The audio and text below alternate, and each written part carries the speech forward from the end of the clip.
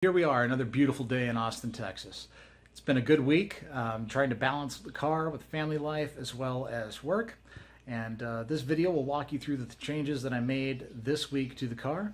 I also want to thank everybody for the feedback that they've given on YouTube and Facebook.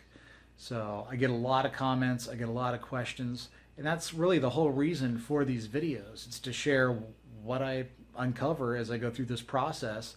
Maybe it'll help somebody else, or maybe I can get help from somebody that's more knowledgeable. Thanks a lot for watching, and here's this week's changes.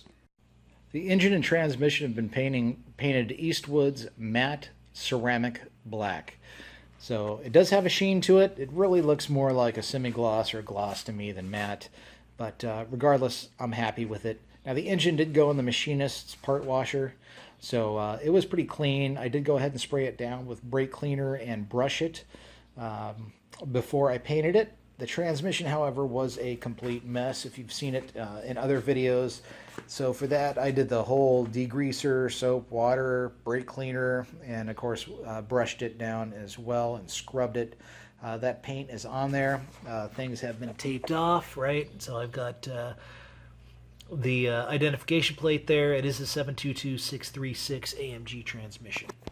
Also this week, painted up the front and rear calipers.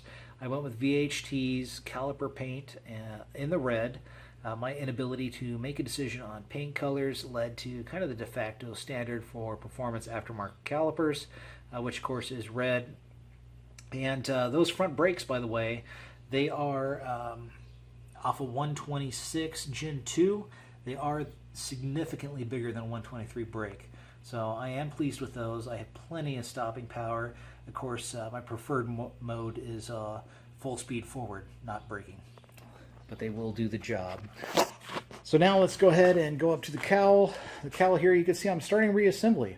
So I got the grills in, I got the cowl cover in. I do need to order some more pegs. I don't know what I did with those, so I just can't find them. I got to order them. Now on the windshield, I've had other videos with the windshield in it. I went cheap with the gasket. Don't do that. So it barely covers the turns. Actually, it doesn't really cover the turn. It'll seal though. I'm not worried about that at all. But if we follow it along, it really isn't even big enough to cover the cowl cover. It is it's small, and it feels kind of cheap on the outer lip.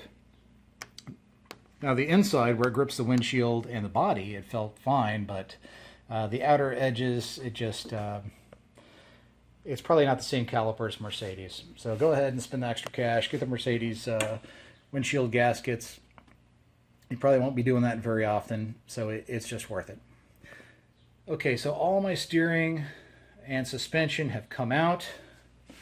I've painted it Summit Racing chassis matte black.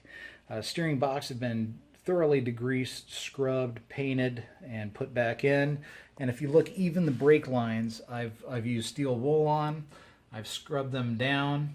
The brackets have gone into a tumbler, and they have been cleaned up the best I can within reason. And all the steering parts have been in the tumbler as well. So if we go ahead and look down here, you'll see the wiring. Actually, behind it, you'll see the detail in the inner fender well, but you'll see the wiring there. And it comes across, and now it comes through a hole that I drilled in behind the turn signal assembly, and that will be for, of course, the headlights and the turn signals. And it will, the only wiring you'll see will come through that hole up into the headlight assembly. So the goal is to go ahead and get some mounts that I will bolt to the back of the fender bolts here to hold that wiring harness up. So it'll be tucked up under the fender. My local hardware store did not have the pitch for the bolts here that matched. They only had fine threaded stuff.